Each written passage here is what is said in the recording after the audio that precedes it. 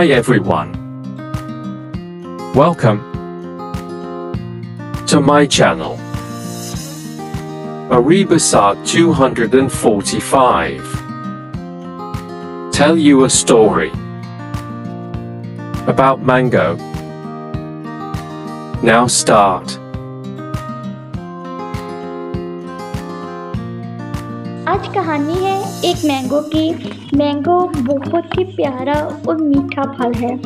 इसका रंग और इसका जूस सब लोग बहुत पसंद करते हैं।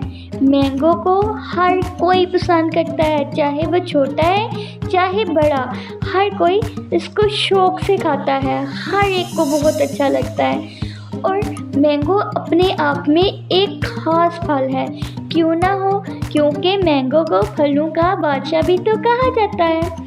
मैंगो एक दिन उदास बैठा था और उसने सोचा, मैं इतना प्यारा और इतना खास हूँ और मेरा दोस्त कोई नहीं।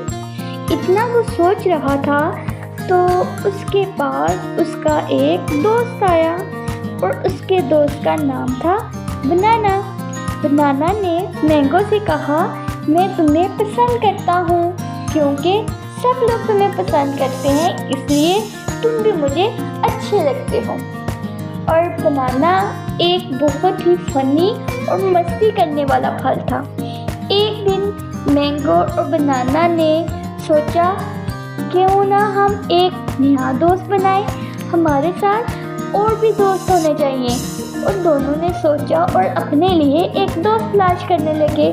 और रास्ते में एक एप्पल परेशानी में बैठा हुआ था, वो भी दोस्त की तलाश में था। एप्पल, मैंगो और बनाना जो से थे, दोनों एप्पल के पास गए और उन्हें कहा, हमसे दोस्ती करोगे?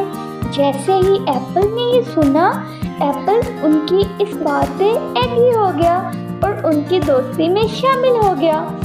और वो तीनों मिलके बहुत खुश थे, अपनी दोस्ती में वो बहुत खुश थे। उन एप्पल ने कहा कि मैं बहुत इंटेलिजेंट और स्मार्ट फल हूँ। और तीनों ने मिलके एक दूसरे के साथ अच्छा वक्त गुजारा, क्योंकि मैंगो ने अपने जूस से एप्पल को खुश किया और बनाना ने अपनी फनी मस्ती से एप्पल को हंसाया। जब दोनों ने अपनी चीज़ें एप्पल को खुश करने के लिए, अपनी दोस्ती के लिए एप्पल को दी, और एप्पल में भी सोच रहा था कि मुझे भी इनको कुछ देना चाहिए। और एप्पल ने अपना इंटेलिजेंट दिमाग से कुछ आइडियाज़ निकाले और मैंगो और बनाना को उन इंटेलिजेंट आइडिया से इम्प्रेस किया। एक दिन एक बहुत बुरा वक्त आया। बुरे वक्त में तीनों को अलग कर दिया। वो तीनों एक दूसरे से अलग नहीं होना चाहते थे, क्योंकि वो अपनी दोस्ती में बहुत खुश थे और हमेशा एक दूसरे के साथ रहना चाहते थे और वो अच्छा वक्त गुजारना चाहते थे। वो इस चीज़ पे एग्री नहीं थे कि हम एक दूसरे से अलग हों। लेकिन वक्त ने उन दोनों को एक दूसरे से अलग कर दिया। फिर जब वो एक दूसरे से अलग हुए, वो उदास रहने लगे। उनको कुछ भी करते थे, किसी चीज़ में भी उनको मज़ा नहीं आता था। इवन के जो उनकी अपनी अंदर खासियत थी, वो उनको भूल चुके थे कि हम क्या कर सकते हैं। जैसे कि मैंगो जो सा था, अपने मीठे जूस से लोगों को खुश करता था, वो मैंगो अपनी इस चीज़ को भूल चुका था। बनाना जो सा था, वो मस्तियाँ करना छोड़ चुका था। और एप्पल भी अपनी जगह पे जो वो अपने डिफरेंट आइडियाज़ लाता था, वो उनको भी भूल चुका था।